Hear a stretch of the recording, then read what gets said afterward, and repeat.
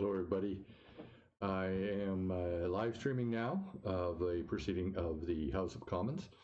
This is basically to announce that I will be live streaming question period. Now, the current topic is a resolution by a motion, by the Liberals about recognizing a two-state system in Palestine and Israel. This is being opposed by the Conservatives.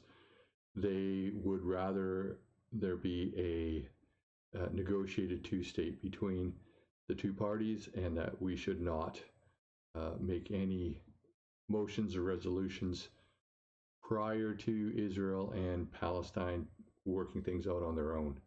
It's essentially my take on this. So let's see what's happening here. Over 70,000 injured, with hospital, health, and sanitary services completely disorganized or destroyed.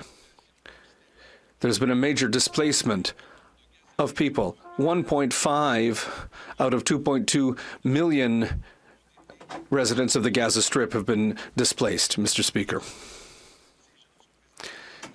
These people are living in incredibly cramped conditions right now. Already, population density in Gaza was some of the highest in the world.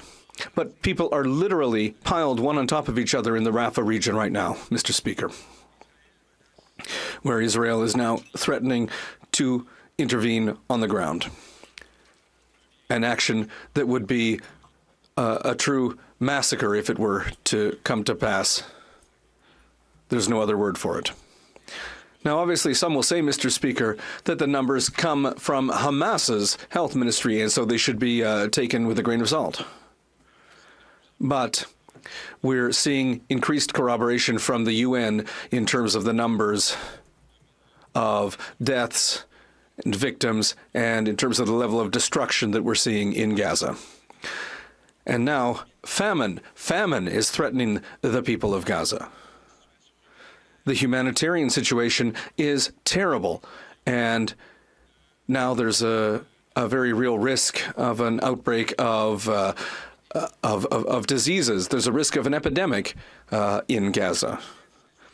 The World Health Organization feels that the situation is inhumane in Gaza, with only 7 out of 23 health centers currently partially operational in the territory, which is completely unacceptable. And we saw, Mr. Speaker, today that bombing, that Israel has bombed, again, the biggest hospital in Gaza.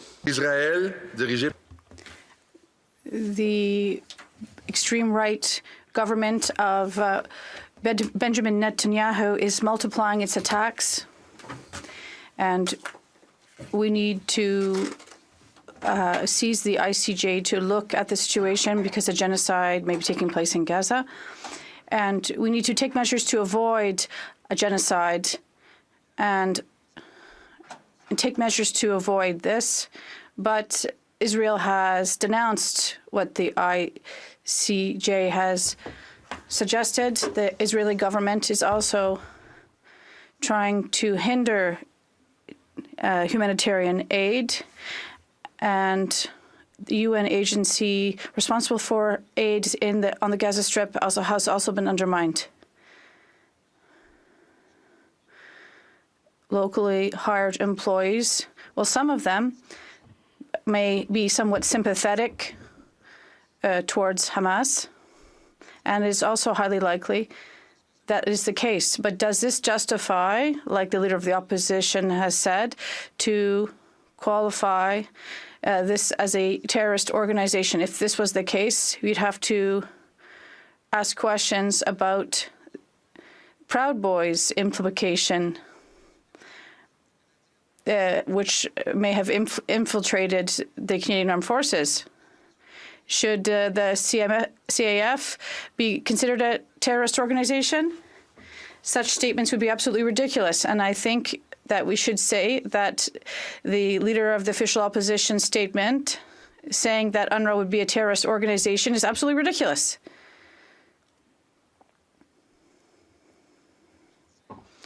I was saying a few moments ago, in reaction to my conservative colleague's speech, Israel refused any actions leading to the creation of a Palestinian state, and that the Israeli army would occupy the Gaza Strip, and that Israel would select the public servants to manage the Gaza Strip. And at the same time, Mr. Speaker, there is an acceleration of colonization on the West Bank, also with the authorization of 3,500 additional housing units supported by the Israeli government, and more attacks against Palestinians there. Right now, there are talks to free the remaining hostages, but Israel categorically refuses a long-term ceasefire, and the Hamas is refusing to free hostages while there are still Israeli troops in Gaza. Therefore, we're facing an impasse. And obviously, since parties on the ground cannot agree, we need the international community to intervene. And this is what this motion presented today is asking for. And let's go over some of the components of this motion. First, an immediate ceasefire and freeing of all hostages.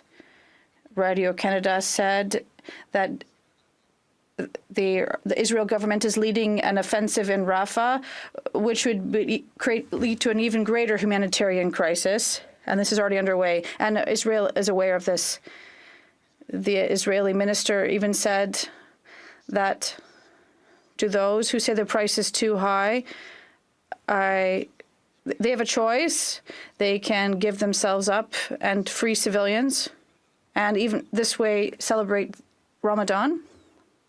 In other terms, give yourselves up or you'll be massacred. In other words, Israel categorically rejects any ceasefire before having destroyed Hamas and having taken full control of the Gaza Strip. Even exchanging hostages has been refused by Israel, and they've also refused Hamas has refused an exchange of hostages rather, while there are still Israeli troops in Gaza. On October 6, 2024, a ceasefire was requested with international force in place so we can move this conflict forward. Okay, so this is live, but I'm just going to interject here and we can catch up. What I find kind of really disturbing here is they're not talking about how if Israel entered into a ceasefire, they would just be opening themselves up for further attack. And we know this because during the first ceasefire they had to exchange hostages, Hamas attacked a cafe within Israel itself. Hamas is not going to abide by any ceasefire. We also are ignoring the fact that Hamas committed an unprovoked attack on Israel on October the 7th without, now, obviously the damage to civilians and the death to civilians, that's horrible. And we should always encourage, safeguards. But Israel does have a duty and a right to defend themselves. It appears to me as an outsider, as an onlooker, that Hamas is using the civilian population as shields, and that is why many of the civilians are being injured and killed. Hamas is also offering to return hostages, but not on a one-for-one basis with criminals that are being held by Israel.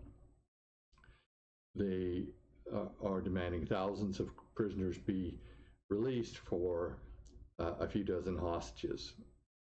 So you're dealing with a very unrealistic and unfair terrorist organization. And yes, they are a terrorist organization. In terms of freeing hostages, there is a consensus at the House of Commons. We are all in agreement that hostages must be freed.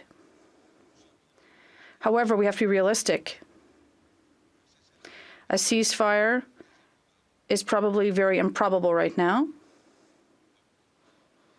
Therefore, the international community has to intervene, suspend all trade with military equipment with Israel, particularly in terms of stopping arms to Hamas.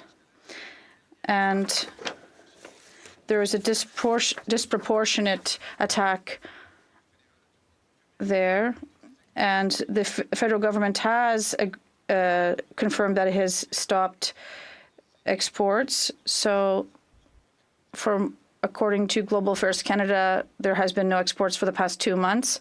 Military exports are very limited, and they limit the impact of such a measure. An increase in terms of military exports that are technological, there has been an increase since October. Since October 7th, for the first 2 months of the conflict, Mr. Speaker, Canada exported $28.7 million in arms to Israel. And this is more than the record year of military sales to Israel in 2021, where we sold $26 million in military equipment to Israel. $26 million. While in the space of 2 months, we sold $28.5 million of military equipment to Israel.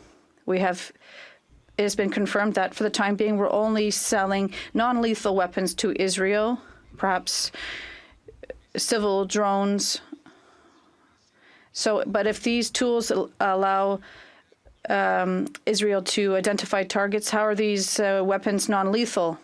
In terms of export licenses, Canada cannot give a license if there's a serious risk that these weapons will be used to commit a serious violation of international law.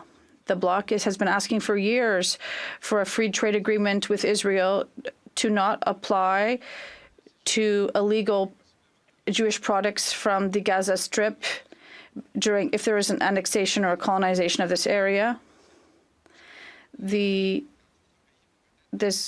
Other countries might also like to imitate Canada with trade agreements of the sort.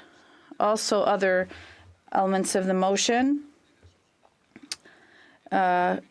reinstate funding to UNRWA and support an independent investigation. And Israel never provided any proof or evidence showing that members of UNRWA contributed to the October 7th massacre.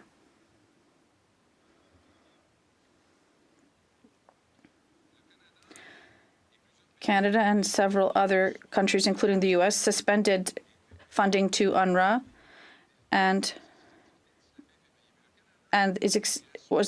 but Canada and Sweden did read well that when Palestinians are forced to leave their homes, they're never allowed to return.